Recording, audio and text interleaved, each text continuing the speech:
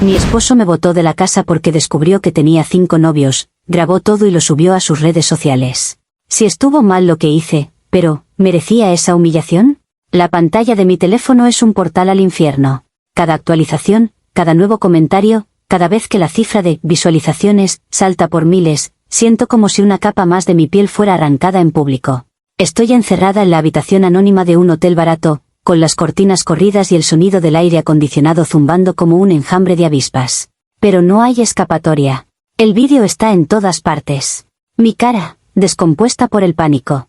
La voz de Alejandro, normalmente tan calmada, convertida en un trueno de ira y dolor. Y las maletas, mis maletas, siendo arrojadas al césped del jardín delantero de la casa que, hasta ayer, era mi hogar. 32 minutos de humillación pura, editados con una crueldad quirúrgica y subidos para que el mundo entero pudiera ser juez y verdugo. El eco de la confrontación todavía resuena en mis oídos. Alejandro de pie en medio del salón, con su iPad en la mano como si fuera una tablilla de mandamientos. Explícame esto, Valeria. Explícame a Mateo, a Ricardo, a Julián, a Carlos y a Sergio. Explícame tú, tu sistema. La forma en que escupió la palabra, sistema, me revolvió el estómago. Yo intenté hablar, intenté explicar la lógica, la necesidad, pero mis palabras se ahogaban en su furia. Y su teléfono, apoyado discretamente en la estantería, lo grababa todo.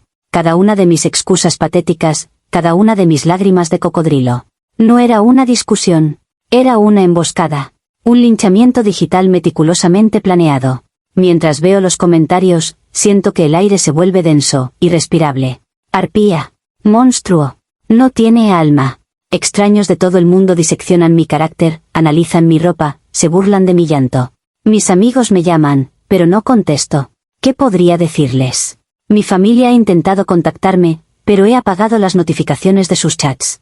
No puedo enfrentarme a su decepción, a sus preguntas. En este momento, la única realidad es esta habitación de hotel y la versión digital de mi ejecución, repitiéndose en un bucle infinito en la palma de mi mano. El dolor es real, es una presión física en mi pecho que me dificulta respirar. Pero debajo del dolor y la vergüenza, una semilla de indignación empieza a germinar. Sí, cometí errores. Sí, mi vida era complicada. Lo admito. Pero, ¿esta crucifixión pública? ¿Es esta la respuesta de un hombre civilizado? ¿Destruir mi reputación, mi carrera, mi vida entera, por un ataque de celos? No importa lo que yo haya hecho, la respuesta a esa pregunta es no. Absolutamente no. Esto no es justicia. Esto es una venganza desproporcionada y cruel. Es el acto de un monstruo, no el de un marido herido. Mi monólogo interior ya está buscando los argumentos, las piezas para construir mi defensa. Él me empujó a esto. Su ausencia, su frialdad, los espacios vacíos que dejó en nuestra vida juntos, yo no creé esos vacíos, simplemente los llené. Era una solución, una forma de mantener nuestro matrimonio a flote sin exigirle al que fuera alguien que no era. Y en lugar de intentar comprender, en lugar de mirarse al espejo y preguntarse por su parte de culpa, eligió la opción nuclear. Eligió destruirme. Y mientras el número de visualizaciones supera el 1.000.000, una cosa queda terriblemente clara en mi mente. Puede que yo haya sido infiel, pero él es el verdadero villano en esta historia. Para entender la lógica de mi sistema, primero hay que entender el vacío que era mi matrimonio. Cuando me casé con Alejandro, me enamoré de la idea de él. Era brillante, ambicioso, un arquitecto en ascenso que construía sueños de hormigón y cristal. Me sentía orgullosa de caminar a su lado, de ser la esposa del hombre al que todos admiraban. Nuestra casa era preciosa, nuestras vacaciones eran exóticas, nuestra vida, desde fuera, era la encarnación del éxito. Pero puertas adentro, vivía con un fantasma elocuente. Un hombre que podía pasarse horas hablando con pasión sobre la integridad estructural de un edificio, pero que no podía encontrar 5 minutos para preguntarme por la integridad de mi alma. Su trabajo lo consumía todo. Las mañanas eran un torbellino de correos electrónicos y llamadas antes incluso de que el café estuviera listo. Las noches eran peores. Llegaba a casa con la mirada perdida, mentalmente agotado, trayendo consigo el silencio de su oficina. Se sentaba a cenar y su cuerpo estaba allí, pero su mente estaba a kilómetros de distancia, perdida entre planos y presupuestos. Intentaba conectar, le contaba sobre mi día, sobre un libro que estaba leyendo, sobre un drama con mis amigas. Él asentía, hacía ruidos de comprensión, pero sus ojos estaban vacíos. Era como hablarle a una pared increíblemente bien vestida. Al principio luché. Le preparaba cenas románticas, que él comía con prisas mientras revisaba su móvil. Planeaba escapadas de fin de semana, que a menudo se veían interrumpidas por llamadas urgentes de sus clientes. Le sugerí ir a terapia de pareja, y se rió. ¿Terapia? Valeria, no tenemos problemas. Estamos cansados, eso es todo. Su negación era más dolorosa que cualquier discusión. Él no veía el problema porque, para él, no existía. Él proveía, pagaba las facturas, mantenía el techo sobre nuestras cabezas. En su mente, estaba cumpliendo con su parte del contrato matrimonial. La parte emocional, la conexión, la intimidad, eran lujos para los que no tenía tiempo. Empecé a sentir una soledad tan profunda que se convirtió en un dolor físico. Era la soledad de estar casada, la de compartir una cama con un extraño que conocía cada centímetro de mi cuerpo, pero no tenía ni idea de lo que pasaba en mi corazón. Me sentía invisible, desatendida, como una planta decorativa en una de sus casas de diseño minimalista. Hermosa, pero ignorada. Y fue en ese desierto emocional donde empecé a darme cuenta de una verdad simple y pragmática. Un solo hombre no puede serlo todo. Yo solo estaba llenando los vacíos que él mismo creaba. No era una traición, era supervivencia. Era una solución. Mi sistema, como Alejandro lo llamó con tanto desprecio, no nació de un deseo de caos o de malicia. Nació de una necesidad de orden y de una lógica impecable.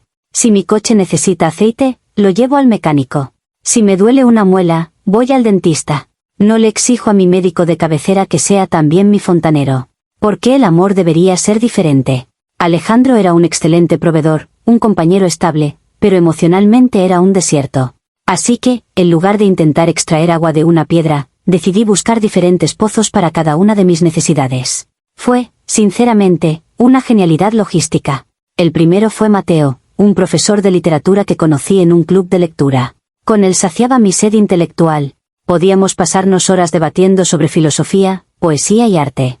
Llenaba el vacío que dejaban las conversaciones de Alejandro sobre los precios del cemento. Luego vino Ricardo, mi instructor de surf. Era pura energía, aventura. Con él escalaba montañas, exploraba playas escondidas, sentía la adrenalina que mi vida segura y predecible con Alejandro no me daba. Ricardo era mi especialista en emociones fuertes. Julián, el músico, apareció después. Lo conocí en un bar de jazz. Era el romance personificado. Me escribía canciones, me llevaba a cenas a la luz de las velas, me hacía sentir como la protagonista de una película. Él se encargaba de la pasión que Alejandro había olvidado cómo deletrear. Carlos, el empresario, era pura opulencia. Me cubría de regalos caros, me llevaba en yates, me abría las puertas a un mundo de lujo que incluso Alejandro, con todo su éxito, no frecuentaba. Carlos era mi escape a la fantasía. Y finalmente, estaba Sergio. Él era el más importante. Era psicólogo. Era mi confidente, mi paño de lágrimas. Con él podía hablar de todo, incluso de mi sistema. Él me entendía. Validaba mis sentimientos, me decía que no estaba loca por necesitar más. Sergio era mi especialista en intimidad emocional, el pilar que sostenía todo el entramado. Cada uno tenía su función, su horario, su compartimento estanco en mi vida. Mantenía 5 calendarios diferentes, 5 personalidades, 5 narrativas. Era agotador, pero me hacía sentir viva y, sobre todo, en control. En mi mente distorsionada, no estaba destruyendo mi matrimonio. Lo estaba protegiendo. Al no exigirle a Alejandro nada de esto, eliminaba toda la fricción. Podía llegar a casa por la noche, sonreírle a mi marido ausente y sentirme completamente satisfecha. El castillo de naipes empezó a temblar por una estupidez, la factura de una tarjeta de crédito. Una que yo creía haber ocultado bien, pero que llegó por error al correo de casa. Era la tarjeta que usaba para mis actividades extracurriculares, y Alejandro, al ver los cargos en restaurantes y hoteles que no reconocía, empezó a sospechar. No me dijo nada directamente. Se volvió aún más silencioso, más observador. Yo sentí el cambio en la atmósfera, una tensión eléctrica que no había existido antes, pero me convencí de que era paranoia mía. El error fatal fue mi arrogancia. Mi confianza en mi propio sistema era tan grande que me volví descuidada. Llevaba un diario digital, una hoja de cálculo protegida con contraseña en mi ordenador personal, donde detallaba todo. Era mi Biblia, mi manual de operaciones. Tenía nombres, fechas, notas sobre cada uno, incluso una especie de ranking de rendimiento. Era una locura, lo sé ahora, pero en ese momento me parecía la cumbre de la organización. Me hacía sentir como la CEO de mi propia felicidad. Alejandro, que es un genio de la informática, debió de instalar algún tipo de software de recuperación de datos o un keylogger en mi ordenador. No sé exactamente cómo lo hizo, pero una noche, mientras yo dormía, encontró el santo grial de mi engaño. La mañana siguiente, cuando bajé a la cocina, él estaba sentado a la mesa del comedor. No había café hecho. La casa estaba en un silencio sepulcral. Su iPad estaba sobre la mesa, con mi hoja de cálculo abierta en la pantalla. «Buenos días, Valeria», dijo, su voz era un susurro helado. «Creo que tenemos que hablar». Intenté negarlo. Fue mi primer instinto, el de la gaslighter. «¿Qué es eso? ¿Me has espiado? Esto es una violación de mi privacidad. Estás siendo un paranoico». Intenté darle la vuelta, convertirlo en el villano por haber invadido mi espacio personal. Pero él no se inmutó. Simplemente empezó a leer los nombres en voz alta.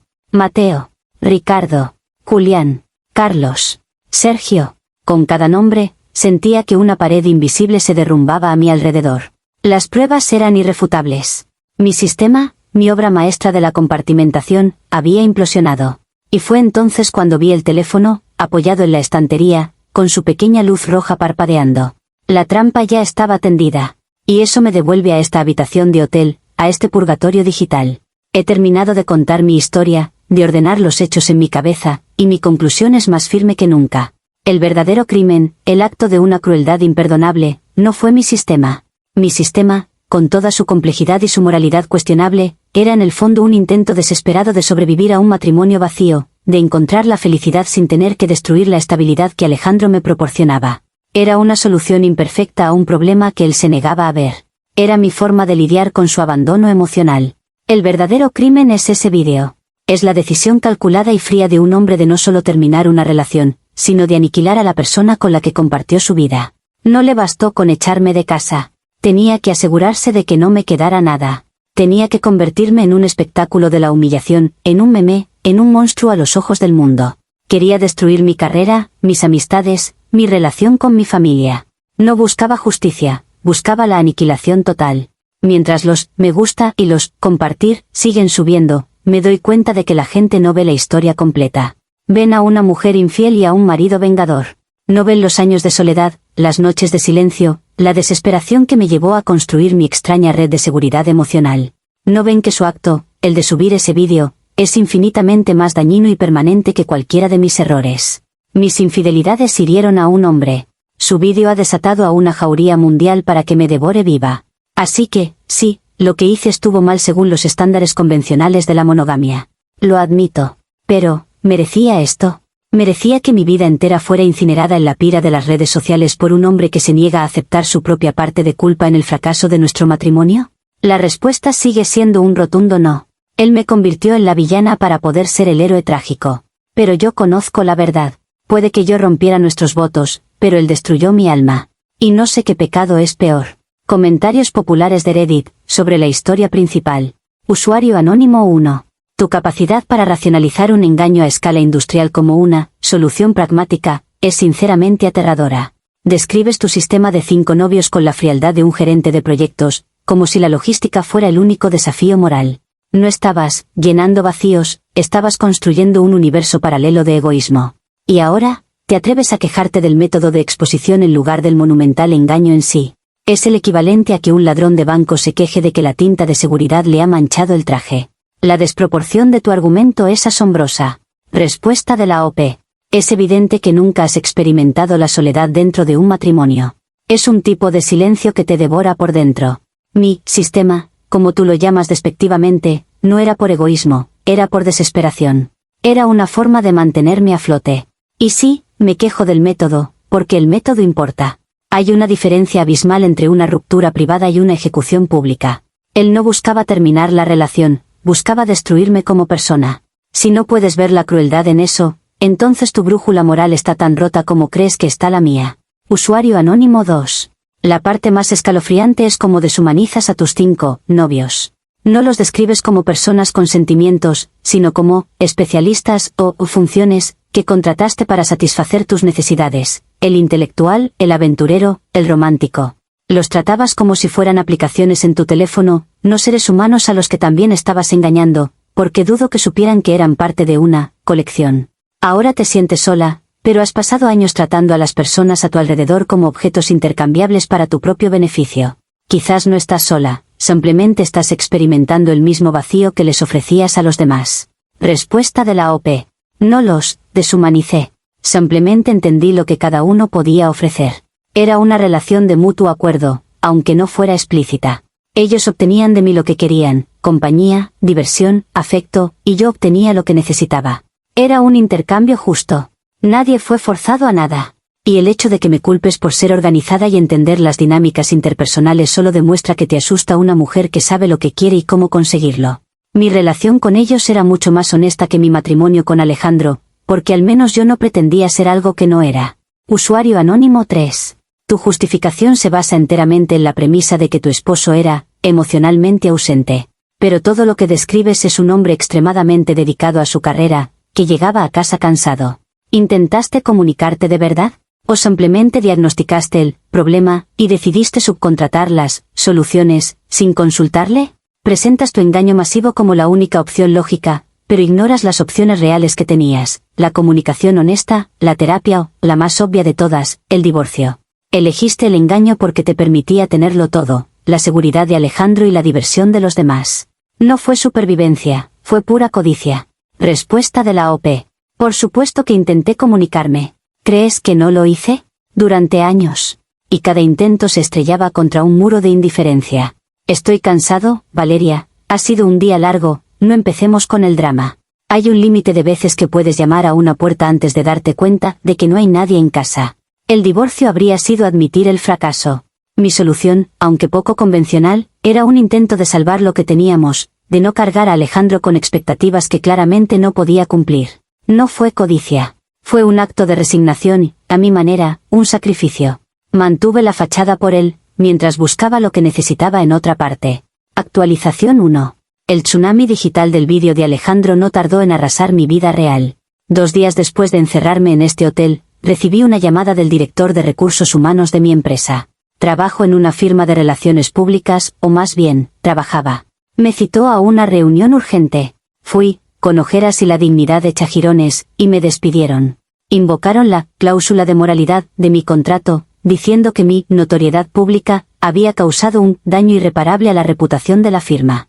Intenté argumentar que mi vida personal no tenía nada que ver con mi rendimiento laboral, pero era inútil. El vídeo me había convertido en un material radioactivo. Sintiéndome completamente a la deriva, decidí que necesitaba aferrarme a la única persona que se suponía que debía entenderme, que había validado mi sistema desde el principio. Necesitaba hablar con Sergio, mi confidente, mi psicólogo amante.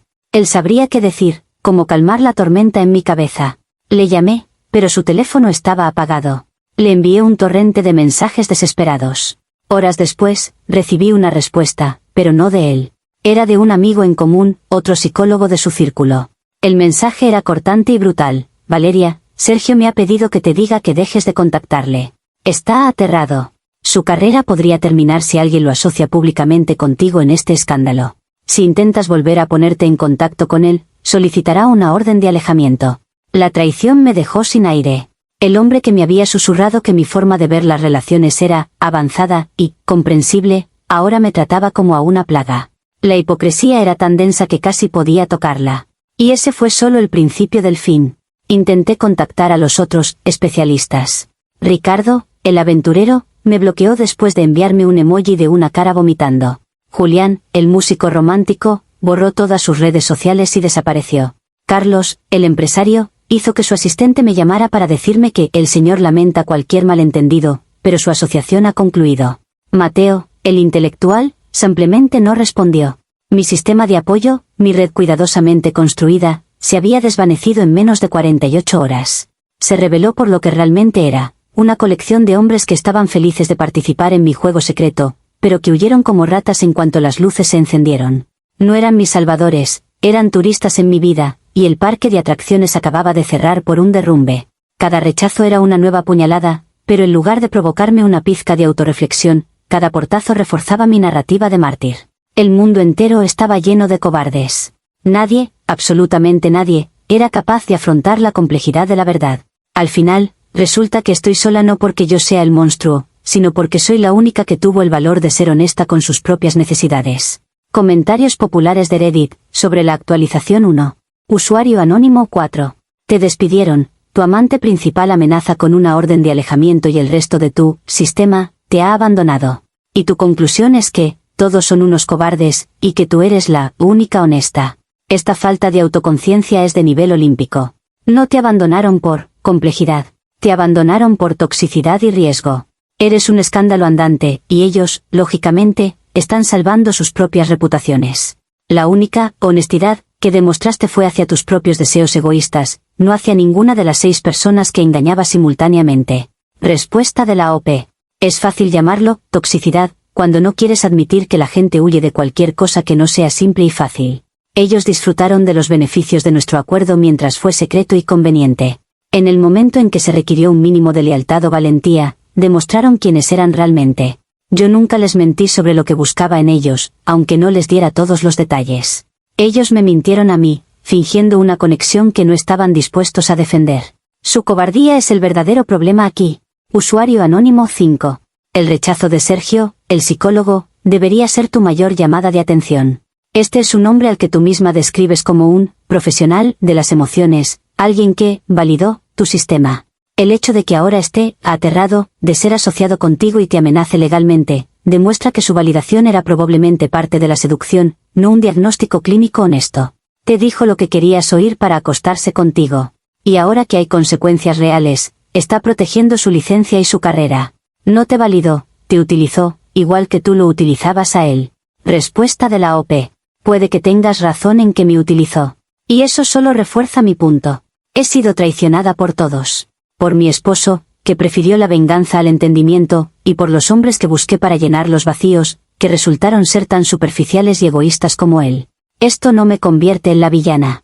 Me convierte en la víctima principal de una cadena de egoísmos masculinos. Confié en las personas equivocadas, eso es todo. Mi único error fue creer que alguno de ellos era diferente. Actualización final. Han pasado 6 meses desde que mi vida implosionó. 6 meses de vivir en un apartamento diminuto, trabajando en un centro de llamadas donde a nadie le importa mi nombre. La humillación se ha enfriado, pero ha dejado una cicatriz permanente en mi vida social y profesional. Finalmente, después de interminables discusiones entre abogados, Alejandro aceptó reunirse conmigo en persona para firmar los últimos papeles del divorcio. Fui a esa reunión con una última misión, hacerle entender, de una vez por todas, su papel en esta catástrofe. Tenía mi discurso preparado, una acusación elocuente sobre cómo su distancia emocional había sido la primera ficha de dominó en caer. Nos encontramos en la sala de conferencias anónima de un bufete de abogados. Se veía más delgado, con ojeras, pero había una dureza en su mirada que no reconocía. Lo dejé hablar a él primero sobre los términos legales. Luego, cuando llegó el momento de firmar, le detuve. Antes de hacer esto, dije, mi voz temblando ligeramente, necesito que escuches algo. Necesito que sepas que tú empezaste esto. Tus ausencias, tus silencios, creaste un vacío tan grande en nuestro matrimonio que tuve que llenarlo para no desaparecer. Un solo hombre no puede serlo todo, Alejandro, y yo solo estaba llenando los vacíos que tú mismo creabas. Él me escuchó, su rostro era una máscara de piedra. Cuando terminé, no dijo nada durante un largo minuto. Luego, lentamente, sacó su teléfono y lo deslizó sobre la mesa hacia mí. Quiero que veas algo, dijo en voz baja. Le di al play. No era el vídeo viral. Era un vídeo corto, grabado en nuestra antigua casa una semana antes de que todo explotara. La cámara apuntaba al techo, pero el audio era nítido. Era mi voz. Estaba hablando por teléfono, claramente con Sergio. Y me oí decir, con una risa ligera y condescendiente, es que es agobiante, ¿sabes? A veces necesito un poco de caos. Alejandro es tan estable, tan predecible. Me cuida, me pregunta cómo estoy, es demasiado.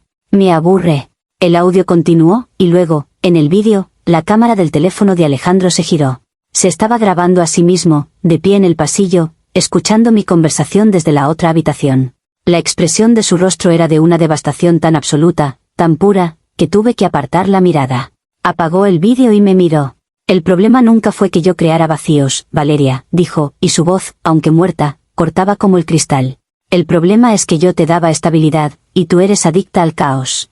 No llenabas vacíos, los creabas a propósito para tener una excusa para jugar. Continuó, su voz ahora con un temblor de ira contenida. Yo era tu puerto seguro, tu ancla. Y odiabas esa seguridad porque te recordaba que tus aventuras eran solo eso, juegos de una niña aburrida. No querías un marido, querías un guardián de faro al que saludar desde la cubierta de tus barcos piratas. La humillación pública no fue una venganza por tus 5 novios. Fue mi respuesta a esta mentira. La mentira de hacerme creer durante años que el problema era que yo no era suficiente, cuando la verdad es que yo era demasiado bueno, demasiado estable, demasiado real para ti.